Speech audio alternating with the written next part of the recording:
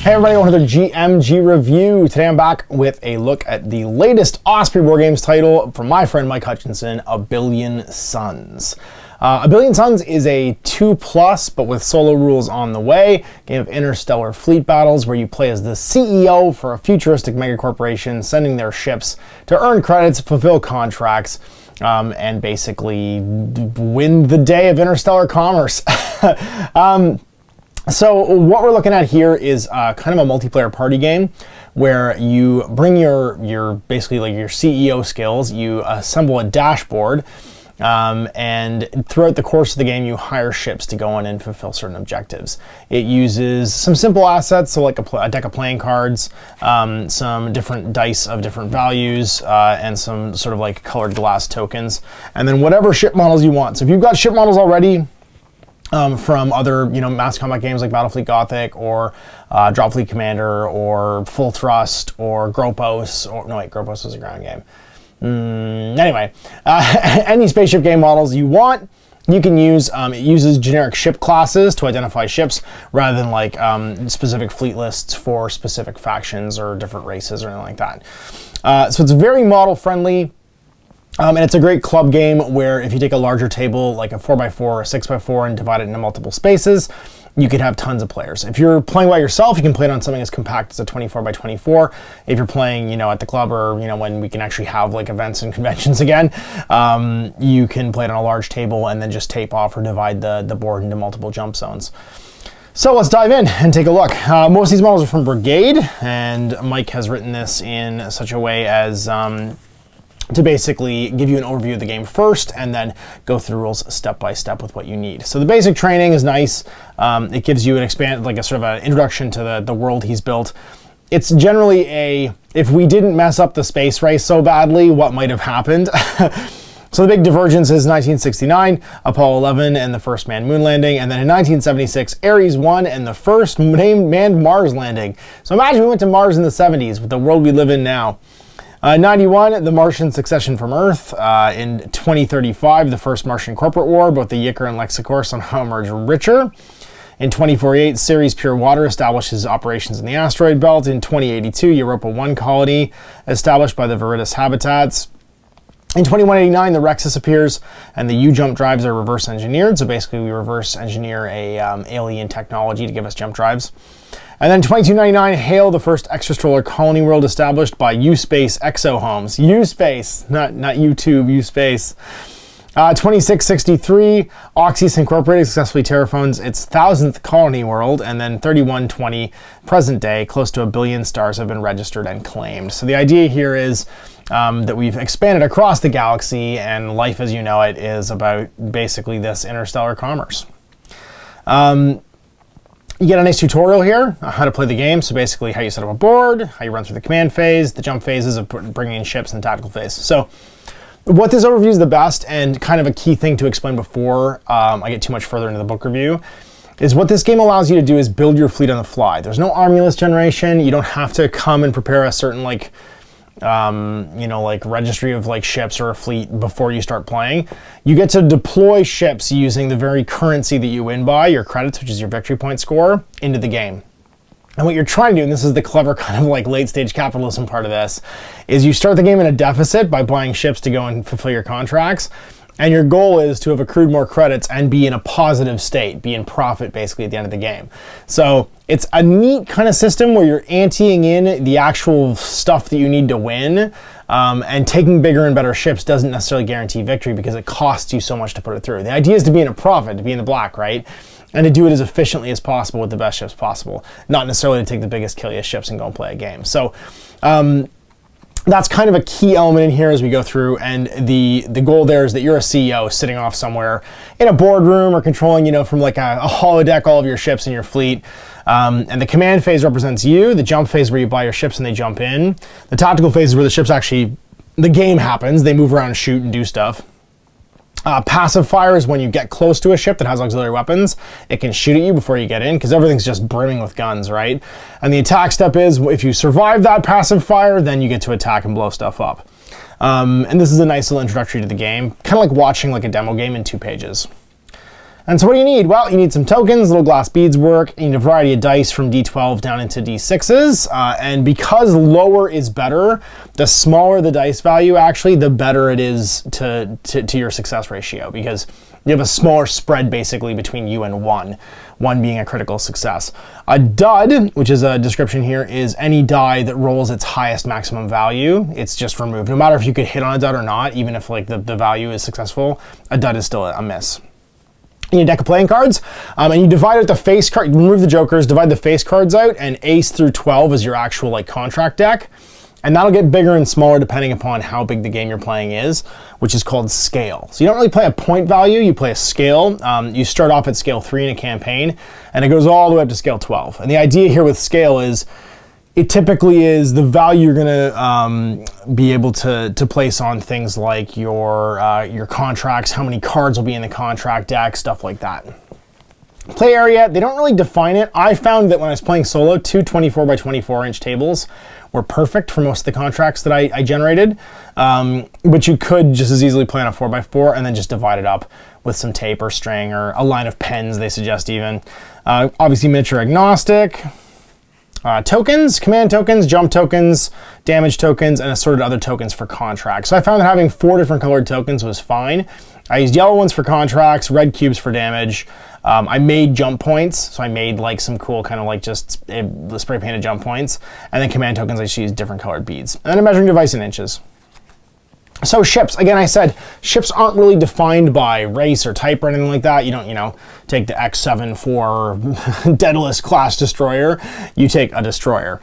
And so you get to use kind of whatever miniatures you want. The miniatures I'm using in the Let's Play that you'll see on Tuesday are from Brigade in the UK, but there's a ton of great manufacturers out there, and you can always repurpose collections for other games.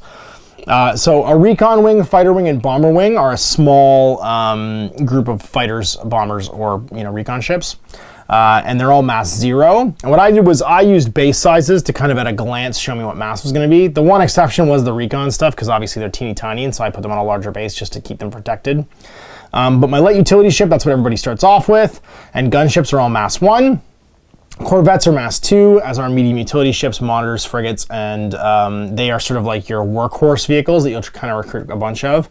And then your heavy mass 3 vehicles are things like destroyers, carriers, cruisers, and battleships.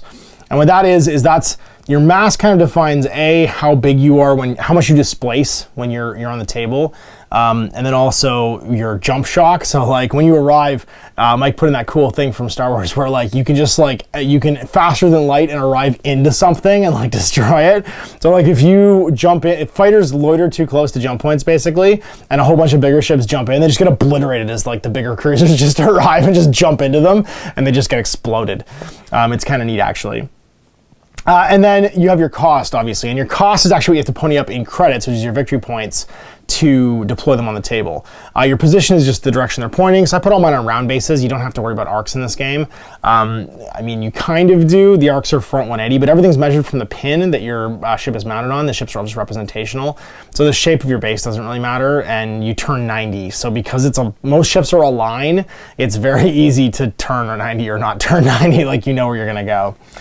And then, yeah, thrust is like how far you move during a turn. Your silhouette is actually both your health and how easy it is to hit you. It's a neat kind of combo in that your basic like hit points is also obviously your mass. It's how big you are. It's how durable you are. So it's easier to hit a big thing than a small thing, and that's your dice roll needed to hit you. So like, if you're shooting with D6 weapons, unless you roll a dud, it's impossible to miss like a frigate, a destroyer, a carrier, or a cruiser, or a battleship.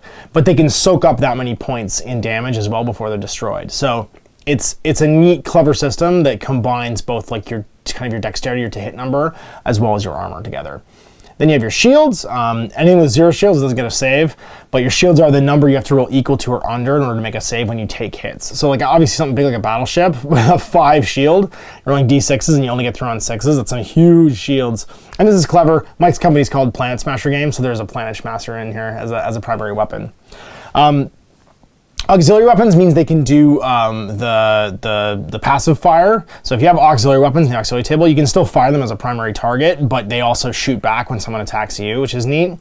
And obviously, the bigger the ship, the better. So auto blasters are okay. And fighters are actually pretty dangerous. They have a lot of auto blaster shots, which kind of like suits them as like interdiction forces, but a lot of things can't even fire back. So like a recon wing can't shoot back, bombers can't, light utility ships can't, medium utility ships, monitors can't, and neither can carriers. They just don't have any defenses. The carrier one felt like an exception though, because I felt like that would be all it would have. Like it would still have some guns, and they would be 100% defensive. So I'm gonna ask Mike about that though, because it feels like the carrier should just have something. Even if it's just auto blasters, like it should have something to defend it, because it's supposed to be carrying like other fighters and stuff like that. It felt weird that it didn't have it, especially for 15. And then, yeah, and that's it. And those are your primary and secondary weapons. And so core concepts, like I said already, reroll a die. Duds are the highest value of a die. Rolling off, you roll dice and then compare the result. Going for lower, randomly determined. Use a die and try to randomly determine. Measuring to and from ships always from the center point. And measuring to and from a battle group is always in the nearest ship in the battle group. In and out of play. On the table's in play. Off the table's not in play. And then things like scale, which is the size of the game, right? And so certain things will be like put together by scale. So if we start with a scale 3 game, it always has to be a whole number. 3 seems to be like the kind of lowest value, although you could go all the way down to 1. You'd only have 1 card in your contract though, and it would mean that the game would be over very quickly. And then, yeah, your credits are your victory points. Your deficit you can go into when you're spending to hire your ships, and your profit is what you go into when you actually make a bunch of money. So getting set up. So the first thing you do, you put all your ships to one side, you put down a deck of cards, and you divide it into face cards. So the 12 face cards are actually the contracts from this book. Anytime there's a contract set released, it'll go up on the billionsuns.space website, which is going to add additional content to the game. But the core systems contract set is in this book. So you have a set of contracts to basically procedurally generate a mission every single time you play. You're going to put those down. You're going to deal out 3 face cards until you get 1 from each different suit. So 1 from a different suit each. So you never have a double suit. So each suit basically is different kind of types of missions. And then you generate your contract deck. And that'll say either place down models or place down models and add a table. And you can have multiple tables based on what contracts you put out. And then you go into the game. So command phase. Everybody gets 3 plus the scale of the game in command tokens. And they get assigned onto this, which is your board, basically, your CEO's board. Your command board. And that'll show with D10s what your current credits are at, either positive or negative. If you put a little beat on there, name your corporation, so mine's G Corp. And then you assign your tokens to these 3 squares. So think of these as go first, bring on guys, and then guys do stuff or do stuff better. And as long as you can kind of like wrap your brain around that, that's how it works. So for instance, in my first game in scale 3 that you'll see, I've got 6 command tokens, which is scale 3 plus 3. And you can use them. Each one you spend on this part of the board allows you to drop the size of the die you roll to get your go first order, basically. Jump in, you spend them to put jump points down and also to bring on new ships for every battle group you want to bring in. So it's a jump token. And then tactical lets you do a bunch of different things. So you can multi-activate different battle groups. You can turn more than 90 and then still shoot. You can do an executive override, just reroll any dice. Power to the engines, double your thrust. Power to the weapon systems, which means that you count so 1 weapon system in the battle group shooting counts all of its results as 1 lower, which is amazing for low dice attacks. So any D6 attack, 2s become 1s, which means they're double hits for criticals, and 6s, which are duds, become 5s and become hits. So it's a really neat way of making your guns really deadly. And then power to shields is basically the same for your shields. You get to create your shields as being 1 mass higher. Spend up to mass and command tokens to add +1 to your shield value for that attack only, which is sweet. And so you can basically just like power your stuff up with those tokens. And so once you've defined those, then you roll your initiative and see who's going first, then jump phase. So then everybody gets to jump in model. So when you're first placing jump token or jump points, you spend a command token and jump down a jump point. It can go anywhere on a given board. After you've done that, and it's funny because you can actually attack jump points. So a neat way to get people out of boards is just to blow up their jump gate and make it so you can't bring any guys on. You can only deploy them within range of another jump gate or a friendly ship. So if you kill their jump gate and wipe out all their ships on a table, you actually get them out of that system. They can't come on that board anymore because it's only the first one you put down on a given table can go anywhere on the table. After that, it has to be within range of something else. Then you jump in battle groups. You go until one side's out of, or both sides are out of jump tokens, basically. And then tactical phase. You go back and forth activating your battle groups. And this is the main, like, sort of meat of the game. And when you do your tactical phase, you have to issue an order. Everything gets different orders, and I'll go through those in a second, but they're pretty simple. It's basically fly fast, attack something, shake off damage, and run away. And those are the 4 orders you can have. And then the end phase, which is where you clean up typically your contracts. A lot of them will score in the end phase. And the game ends when 2 or more contracts can't be scored anymore. And that doesn't mean that all the cards are out of the deck. It means that none are in any player's hands, can't be scored, and none are remaining on the deck and haven't been discarded. And then whoever wins, so if you have the highest credits and you're in positive, you get a resounding success and up for a promotion. If you get highest credits but you're not positive, then questionable victory. You've been placed on performance review. Not the highest credits and positive, it's an acceptable loss. You get the benefit of the doubt. And not the highest credits and not positive, you are fired. Which I think is great. So jumping. When you jump in, you place your ships basically within 6 inches of a jump point of the center of it, minus their scale. So battleships tend to have to jump right on top if they're big, because they're scale 3, obviously, so within 3 inches. And it means that jump points can get crowded. So when you're jumping in a lot of stuff, the bigger the scale of the thing, the closer it has to be the jump point, though it can't like launch out basically and do things. And then you have a number of jump points that you're capped at based on the size of the game. So if you're playing with 1 table, it's 2 jump points. If you're playing with 2 tables, it's 3. 3 tables, it's 4. 4 tables, it's 5. I think the maximum number of tables you can generate with contracts is 4. And then deploying jump points. Like I said, first one's anywhere. After that, it has to be within range of another jump point or a friendly model. And when you move battle groups, they move around. Activation. Whoop. You issue an order, then you move them, then make passive attacks for anything that you get near to and that's in your range. Then you jump out if you are planning to jump out, and then you make your active attacks, then you scan. Scan's kind of a catch-all term for when you want to like interact with an objective. It can mean anything from like sending ships down to gather supplies from a planetoid to rescuing a secret agent off of an installation to a gajillion other things. So scan is like catch-all term for ship goes near thing, does stuff. And then active and passive. Everybody in the battle group acting is active, everybody that isn't is passive, and you issue orders. So vector means you can make 2 moves, engages, you pick a primary target for your battle group to go after, and you fly towards them. And when you do attack them, you can reroll your misses. Red alert is you move, and at the end of your movement step, you shake D3 damage, because you basically like put your fire suppression systems on. You know, Scotty goes down and fixes the engine, whatever it is. And then jump out. If you want to flee the battle, if you're within range of a jump point, at the end of that move, you can just be pulled off and you discard all the tokens on it, but they don't count as being destroyed. And then movement step. During the movement step, each ship in the active battle group can take a single move action. So they move, they pivot any amount, move up to their thrust. You can pivot any amount, but if you pivot more than 90, then you count as, you can't attack with your primary weapon systems. So you have to spend a command token then to do so, because there's the high G maneuver override, which is powered inertial dampeners. So you can still turn all the way around and fire if you want. Now there's a special rule too, it comes later on, called sitting ducks. If you don't move at least half your thrust, you count your silhouette as being 1 higher for the purpose of being shot at. Not for how much damage you can take, but it makes it easier to hit because you're not moving fast enough to try and evade. You move ahead, you move up to your thrust, and then battle group coherence, you gotta stay within 3 another ship in your battle group. If you hit a table edge, you immediately stop moving. You can overlap bases, but not summon points, and then passive attack step. Passive CEO can make attacks with anything that's in range. And then jump out if you can, make your active attacks, which comes later on, and then scan if you're within 3 of an object center, then you can scan it and do whatever, perform whatever the action is for that. And then weapon systems. So, everything's pretty short range in this, you'll notice, except for things like missiles and torpedoes. You're typically going to be needing to be within 3 to 6 inches to actually attack with most of the basic weapons. So light blasters, if you hit, you do a damage.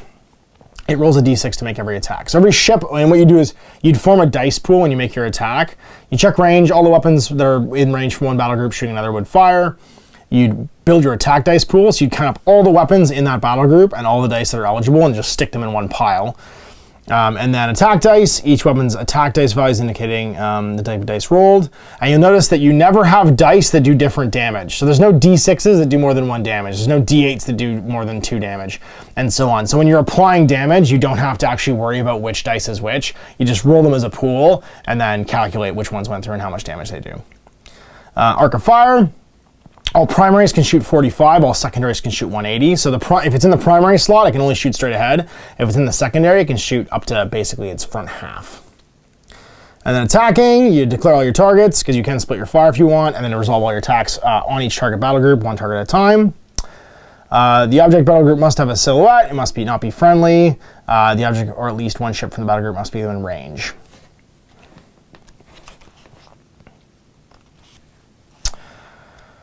So then you reroll any engaged dice. If you're taking an engage action, discard your misses, discard your duds, and then crits are any roll of a 1 is an additional bonus hit. People make their saves if they have shields, and then all the damage gets applied as damage tokens, and then you check for destroyed ships. You have to remove ships from a battle group equal to basically their silhouette, and then for each ship removed, you remove their silhouette value in damage tokens from that battle group. And ships can carry damage tokens from turn to turn, which means that if you damage them a little bit, they might get blown up next turn. So the red alert is handy because you can shake those tokens later on.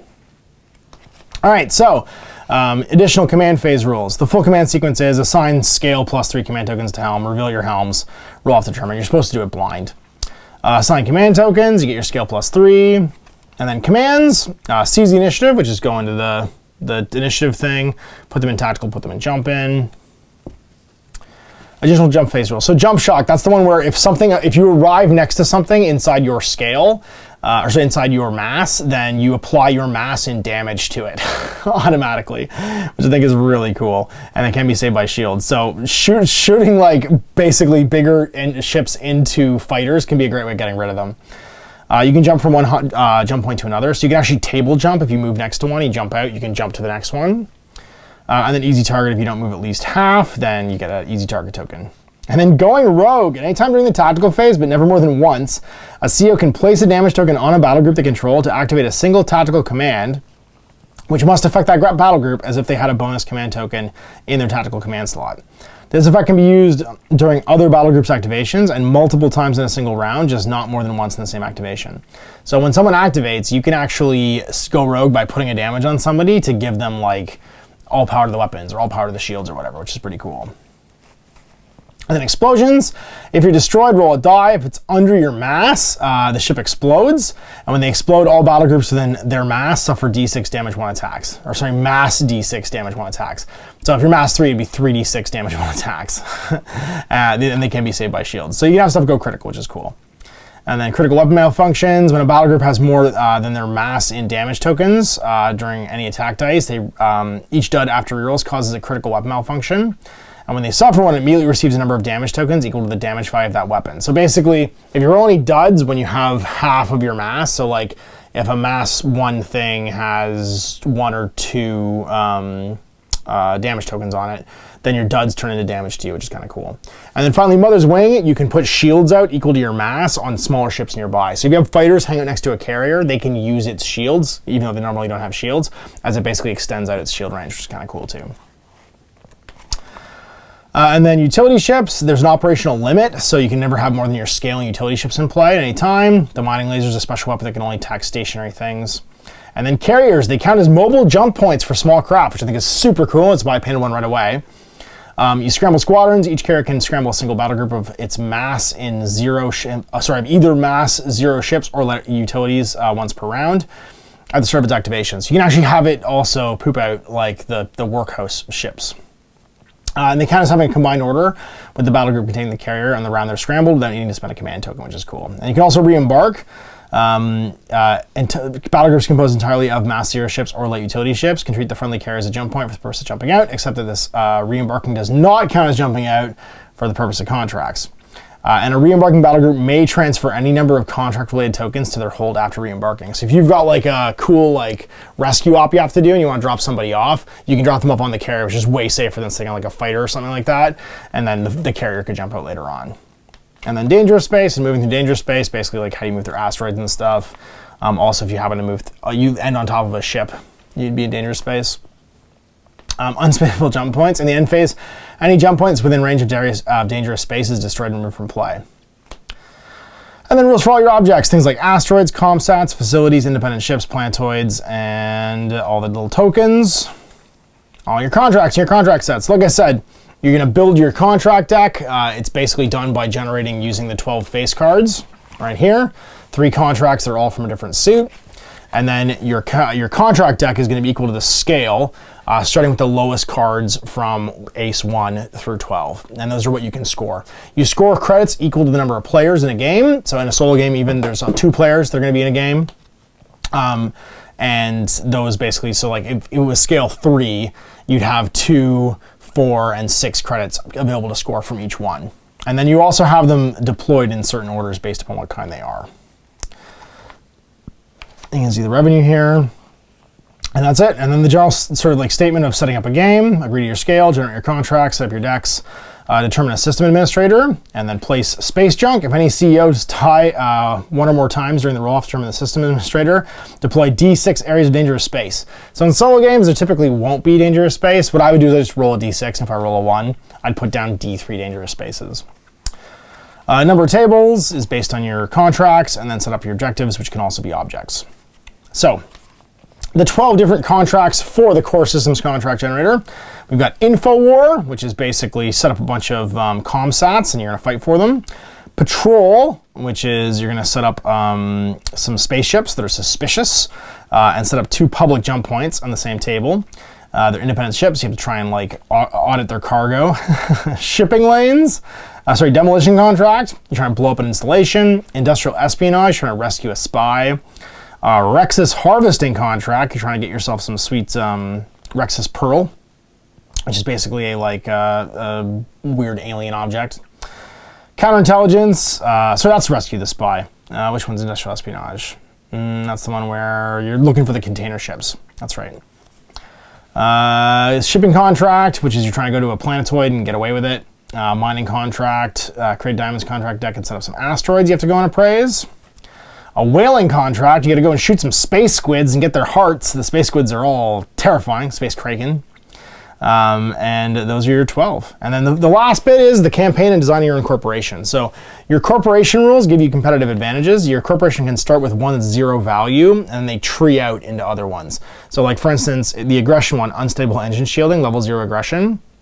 If you want to take overlord, reckless disregard, or overspec weapons array, you have to have the level 0 aggression to do so. And then some others, like up close and personal, require both aggression and level 2 helmsmanship to do it. And that'll kind of like tree into what you can do as your combos. A bit like the combo system, the skills and stuff in, Gaslands. And then finally your campaigns. Basic campaign stuff, you're gonna start with scale 3 and 10 capital to unlock ships. You only get light utility vehicles at the beginning, and you got to spend your 10 capital to unlock different types of ships. So what I did was, I started with light utilities for free. I unlocked the fighter wing for 2, the gunships for 3, and the corvettes for 5 to spend my 10. So I have 4 ship types basically I can deploy into the game when I'm playing my campaign in the solo system. And then it goes up a scale each game. There's a solo campaign I'll be playing through that you'll be able to see later on in a couple weeks. And then when you win the game, you get a rep. If you win the game in positive, like credit basically, then you also get a rep, and the person with the most rep at the end of the campaign wins. And that's it. Some afterthoughts, getting your competitive advantages, a nice quick ref sheet, and your command helm. And that is A Billion Suns. So you'll be able to check out the Let's Play for this on Tuesday, and my campaign going forward with that in the next couple weeks. I had a lot of fun painting tons of spaceships this week, and if you have a spaceship collection that's kind of gathering dust, this is a great Osprey War Games, you know, like, I think this is like 20 bucks Canadian. Cheapest chips, basically like ready to go game out of the box, and you can play with your friends. It's quick to pick up and play, and easy basically to collect all the assets for, because they're all readily available things like just different space dice, some gems, and some deck of playing cards. So good job, Mike. We'll see you for more Billion Sun stuff starting next week. Till then, Ash. Have a good one. I hope you enjoyed that video. If you want to support the channel, of course, like and subscribe and hit the little bell below so you get notifications when I post future content. I do post stuff 7 days a week. If you want to support the channel further, you can, of course, buy a t-shirt through Spreadshirt, buy a measuring gauge or objective markers from Death Ray Designs, or, of course, most importantly, there is Patreon. Patreon is what makes all this possible, keeps the lights on, pays for the studio costs, pays for the equipment, model costs, and everything else, and most importantly, puts food in my kids' bellies and a roof over their heads. Big thanks to everyone, past, future, who supported me. I do this stuff because of you guys, and of course, I will continue doing it as long as I can.